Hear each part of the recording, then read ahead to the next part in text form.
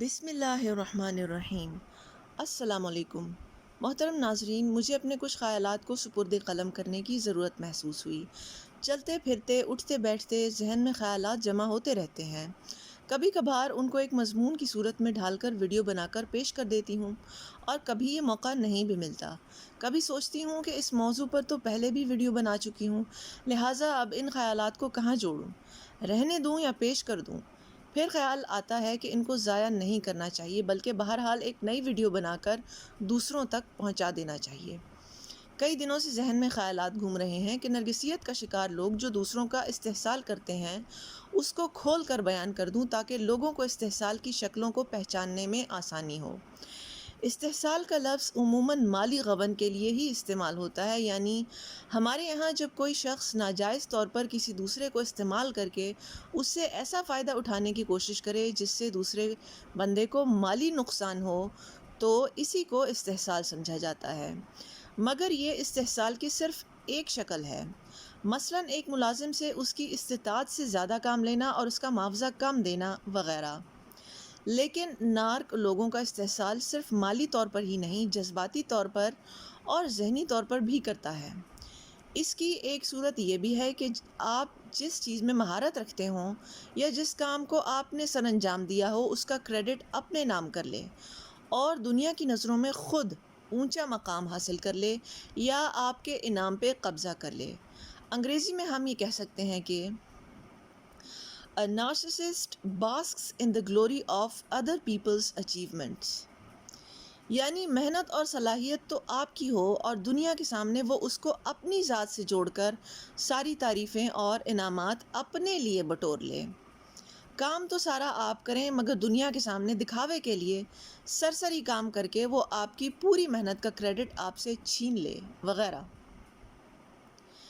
اس کی ایک مثال تو ایسے استاد کی بھی ہو سکتی ہے جو آپ کی لیاقت کو اپنے نام کے ساتھ منسوب کرتا ہے۔ بے شک استاد کا اپنے شاگرد کی زندگی میں اونچا مقام ہوتا ہے، لیکن شاگرد کی اپنی محنت اور لیاقت جب تک شامل حال نہ ہو اس کو کامیابی نہیں مل سکتی۔ ایسا استاد آپ سے صرف اس وقت تک خوش رہتا ہے جب تک آپ اپنی بڑی بڑی کامیابیوں کا سارے کا سارا کریڈٹ اس کو دیتے رہیں اور صرف اسی کے گن گاتے رہیں۔ کسی دوسرے استاد کا نام نہ لیں، بس اسی کے گن گاتے رہیں۔ جس دن آپ نے اپنی ایک انفرادی شناخت قائم کرنے کی کوشش کی، یعنی اپنے استاد کی حیثیت کو تسلیم کرنے کے ساتھ ساتھ اپنی محنت کے نتیجے کو اپنے آپ سے بھی منسوب کرنا شروع کر دیا، اس دن سے وہ آپ کو آپ کے پسندیدہ شاگرد ہونے کے مقام سے گرا دے بلکہ بدسلوکی پہ اتر آئے۔ اس کی مثال دفتر میں ایسے فرد کی بھی ہو سکتی ہے جو ساری ٹیم یا گروپ کی کارکردگی کو چھپانے کی کوشش کرے اور اعلیٰ افسران اور باقی ساری دنیا کے سامنے ٹیم کی اجتماعی کوشش اور محنت کو صرف اپنے نام کر دے۔ گھروں کے اندر مشترکہ خاندانی نظام میں بھی ایسا ہوتا ہے۔ ایک فرد پورے گھر کے افراد کی اجتماعی کوشش کے نتیجے کا سہرا اپنے سر کر لیتا ہے، صرف اپنے لیے مراعات وصول کرتا ہے، دوسروں کا حق مارتا ہے، اسی لیے خاندان کا شیرازہ جلدی بکھر جاتا ہے۔ استحصال کی ایک شکل یہ بھی ہے کہ نارک کے اندر خود تو کوئی خاطر خواہ خوبی نہ ہو، لیکن دوسروں کی خوبیوں کا انکار کر کر کے اور ان کو نیچا دکھا کر اپنی ذات کو اونچا کرنے کی کوشش کرے، یعنی اپنی تعریف کرنے کے لیے اور اپنی شان میں اضافہ کرنے کے لیے مقابلتاً دوسروں کو ان کے مقام سے گراتا رہتا ہے۔ انگریزی میں ہم کہہ سکتے ہیں کہ A narcissist wants to glorify himself at the expense of other people۔ اس کو میں ایک طرح سے سمبائیوٹک ریلیشن شپ کا نام دیتی ہوں، یعنی نارک کا وجود آپ کی زندگی میں ایک آکاس بیل کی طرح ہوتا ہے جو اپنی انا کو زندہ رکھنے کے لیے آپ کو اپنی عزت نفس کی قیمت ادا کرنے پر مجبور کرتا ہے۔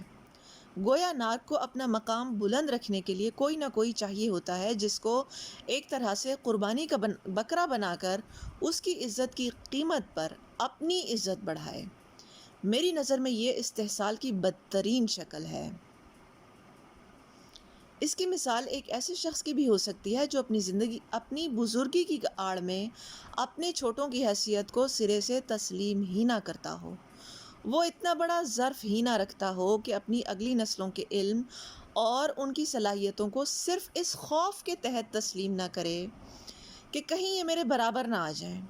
اگر اس کی اگلی نسلیں اپنی صلاحیتوں کی وجہ سے اپنی انفرادی شناخت قائم کرنے کی کوشش کریں تو یہ بزرگ اس بات سے چڑھتا ہو اور ان کی حوصلہ افزائی کرنے اور ان کو شاباشی دینے کے بجائے مقابلے کر کے ہر صورت ان کو نیچا دکھانے کی کوشش میں لگا رہتا ہو۔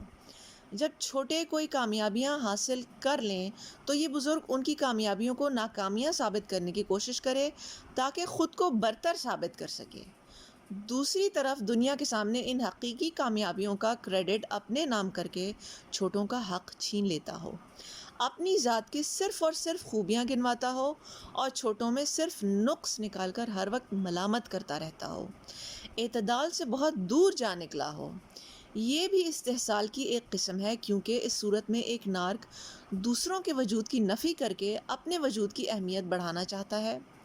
جو بزرگ صحیح معنوں میں لیڈر یا رہنما کی حیثیت رکھتے ہیں وہ اپنی اگلی نسلوں کو اس طرح پروان چڑھاتے ہیں کہ ان کے اس دنیا سے چلے جانے کے بعد ان کے جانشینوں میں ان کی خوبیاں باقی رہ جائیں۔